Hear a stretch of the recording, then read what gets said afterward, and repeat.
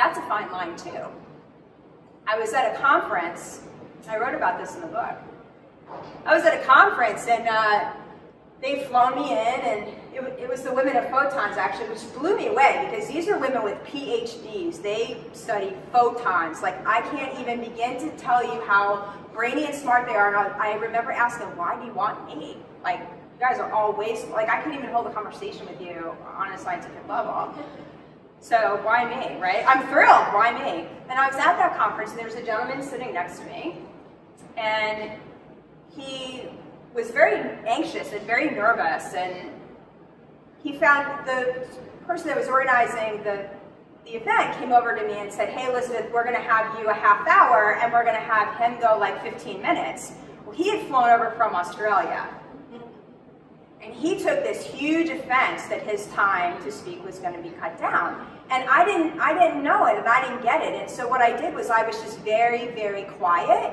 And the more quiet and like absorbed in myself that I became, he became very nervous and like he was freaking out over here.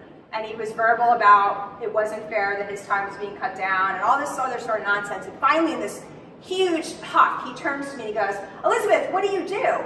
And I completely forgot that he was in academia. And the biggest things in academia are being published in tenure.